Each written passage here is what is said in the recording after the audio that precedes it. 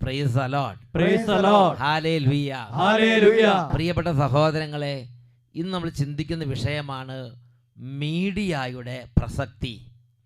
നമ്മളുടെ ജീവിതകാലത്ത് നമുക്ക് 10 പേർക്ക് മീഡിയയിലൂടെ ദൈവവചനം അറിയിക്കാൻ ഒരു അവസരം കിട്ടിയാൽ അത് നമ്മൾ നഷ്ടപ്പെടുത്തരുത്. പല ആളും ചോദിക്കുന്നുണ്ട്, ഈ ഫേസ്ബുക്കിൽ ഒരു സെൻറ്റൻസ് അല്ലെങ്കിൽ ഒരു വാക്യം അല്ലെങ്കിൽ 5 മിനിറ്റ് പറഞ്ഞതുകൊണ്ട് ആരാണ് ഇവിടെ മാനസാന്തരപ്പെടാൻ പോകുന്നത്, എന്ത് രാജ്യമാണ് ഇവിടെ വ്യാപിക്കാൻ പോകുന്നത് എന്നൊക്കെ ചിലർ ചിന്തിക്കുന്നുണ്ട്. പ്രിയപ്പെട്ട സഹോദരങ്ങളെ, മീഡിയയുടെ പ്രസക്തി എന്ത് എന്ന് ഞാനും നിങ്ങളും മനസ്സിലാക്കണം. പുസ്തകങ്ങളിലൂടെയും അതുപോലെ ടെലിവിഷൻ ചാനലുകളിലൂടെയും യൂട്യൂബിലൂടെയും ഫേസ്ബുക്കിലൂടെയും അങ്ങനെ ഓരോ മീഡിയയിലൂടെയും ദൈവരാജ്യത്തിൻ്റെ ശുശ്രൂഷകൾ ചെയ്യുമ്പോൾ കർത്താവ് വചനത്തിൻ്റെ ശക്തിയാൽ തൻ്റെ സാന്നിധ്യം ആ കുടുംബങ്ങളിലും വ്യക്തികളിലും എത്തിക്കുന്നുണ്ട്, അറിയിക്കുന്നുണ്ട് എന്നുള്ളത് ഒരു യാഥാർത്ഥ്യമാണ്. എന്നുറക്കെ പറഞ്ഞേ hallelujah. Hallelujah. Praise the Lord. Praise the Lord. എൻ്റെ ജീവിതത്തിൽ ഞാൻ ഓർക്കുന്ന 2 കാര്യങ്ങളുണ്ട്. അതായത്, ഞാൻ വളരെ ചെറുപ്പമായിരിക്കുമ്പോൾ സ്കൂൾ വിട്ട് 4 മണിക്ക് സ്കൂൾ വിട്ട് വീട്ടിൽ വന്ന് ഞാൻ നോക്കുമ്പോൾ ഒരു പ്രെയർ കാർഡ് മേശപ്പുറത്ത് കിടക്കുന്നു. ഞാൻ ആ പ്രെയർ കാർഡ് എടുത്ത് നോക്കി. ആ പ്രെയർ കാർഡിൽ ഇങ്ങനെയാണ് എഴുതിയിരിക്കുന്നത്: പരിശുദ്ധാത്മാവിനോടുള്ള പ്രാർത്ഥന. ആദ്യമായിട്ടാണ് എനിക്ക് പരിശുദ്ധാത്മാവിനോടുള്ള പ്രാർത്ഥന ലഭിക്കുന്നത്. ഞാൻ ആ പ്രാർത്ഥന എടുത്ത് നോക്കി, എനിക്ക് വളരെ ഇഷ്ടപ്പെട്ടു. അതെങ്ങനെയാണ് പ്രാർത്ഥനക്കാരൻ അവിടെ വന്നത്? ഏതോ ഒരു മനുഷ്യന് ദൈവം ഒരു പ്രേരണ കൊടുത്തു. അദ്ദേഹത്തിനുള്ള പൈസ കുറച്ചെടുത്ത് കുറേ പ്രാർത്ഥനാ കാർഡുകൾ പ്രിൻ്റ് ചെയ്തു. അങ്ങനെ പ്രിൻ്റ് ചെയ്ത് കഴിഞ്ഞപ്പോൾ ധ്യാനിപ്പിക്കാൻ പോകുന്ന ഒരു മനുഷ്യനെ കണ്ടുമുട്ടി. കുറേ പ്രാർത്ഥന കാർഡ് എടുത്ത് ഈ ധ്യാനിപ്പിക്കാൻ പോകുന്ന മനുഷ്യന് കൊടുത്തിട്ട് പറഞ്ഞു, ധ്യാനിപ്പിക്കുമ്പോൾ ഈ പ്രാർത്ഥന കാർഡ് വിതരണം ചെയ്തോളാൻ പറഞ്ഞു. അങ്ങനെ ആ മനുഷ്യൻ എൻ്റെ ഇടവകയിൽ വന്ന് ധ്യാനം നടത്തുകയാണ്. അപ്പോൾ ഒരു പ്രാർത്ഥന കാർഡ് എൻ്റെ അപ്പച്ചന് കിട്ടി. ആ പ്രാർത്ഥന കാർഡ് അപ്പച്ചന് കൊടുന്ന്, അപ്പച്ചൻ വായിച്ചൊന്നുമില്ല, അത് കൊടുന്ന് നേരെ മേശപ്പുറത്ത് വെച്ചു. സ്കൂൾ വിട്ട് വന്നപ്പോൾ ഞാൻ ഇതുവരെ കണ്ടിട്ടില്ലാത്തൊരു പ്രാർത്ഥന മേശപ്പുറത്ത്. അന്ന് തൊട്ട് ഞാൻ ആ പ്രാർത്ഥന പ്രാർത്ഥിക്കാൻ തുടങ്ങി. ഉറക്കെ പറഞ്ഞേ ഹല്ലേലൂയ. ഹല്ലേലൂയ. ഹല്ലേലൂയ. ഹല്ലേലൂയ. പ്രിയപ്പെട്ട സഹോദരങ്ങളെ, ഞാൻ പിന്നീട് ഇപ്പം നോക്കുമ്പോൾ എൻ്റെ ഏത് ശുശ്രൂഷയിലും പരിശുദ്ധാത്മാവിനോടുള്ള പ്രാർത്ഥന അങ്ങനെ തെളിഞ്ഞു വരികയാണ്. അത് അവസാനിപ്പിക്കുമ്പോഴും പരിശുദ്ധാത്മാവിൻ്റെ പ്രാർത്ഥന, എപ്പോൾ നടക്കുമ്പോഴും പരിശുദ്ധാത്മാവിൻ്റെ പ്രാർത്ഥന. മാത്രമല്ല, എൻ്റെ ജീവിതത്തിൻ്റെ ശുശ്രൂഷ മുഴുവനും പരിശുദ്ധാത്മാവിൻ്റെ കാര്യസംസ് ഉപയോഗിച്ചുള്ള ശുശ്രൂഷകളാക്കി പരിശുദ്ധാത്മാവ് മാറ്റി. ആ പ്രാർത്ഥനാ കാർഡിൽ എന്ത് എഴുതിയിരുന്ന് എന്ത് പ്രാർത്ഥിച്ചോ അതേപോലെ എൻ്റെ ജീവിതം മുഴുവനിലും പരിശുദ്ധാത്മാവ് പ്രവർത്തിക്കുന്ന ഒരു അനുഭവമാണ് ഇന്ന് പിന്തിരിഞ്ഞ് നോക്കുമ്പോൾ എനിക്ക് കാണാൻ സാധിക്കുന്നത്.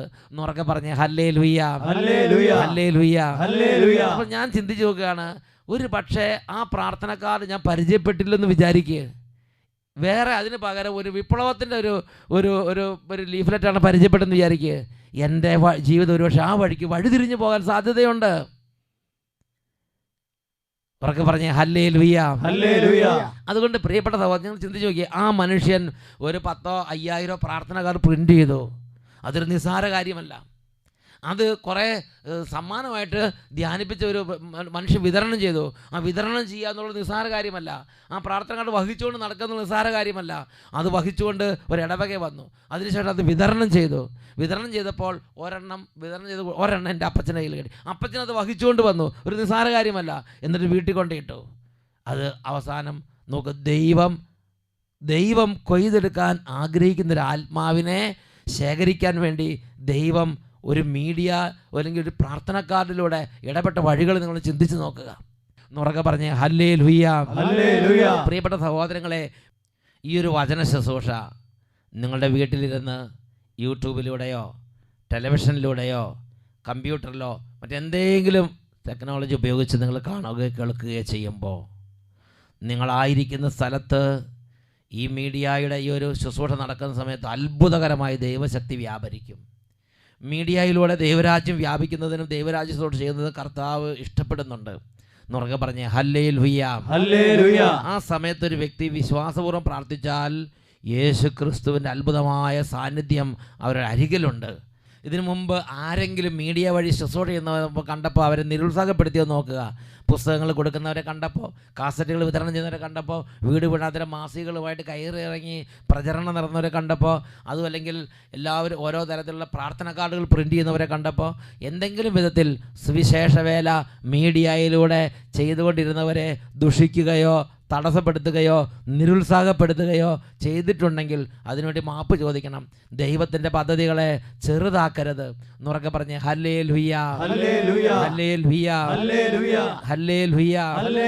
ഈ നിമിഷങ്ങളിൽ രണ്ട് കരങ്ങൾ ഉയർത്തി പരിശുദ്ധാത്മാവേ വളരെ തുറവിയോടെ ഉത്സാഹിച്ച് ദൈവരാജ്യം വിതയ്ക്കാൻ, മീഡിയ ഉപയോഗിച്ച് വിതയ്ക്കാൻ ഞങ്ങൾക്കൊരു അഭിഷേകം തരണമേ.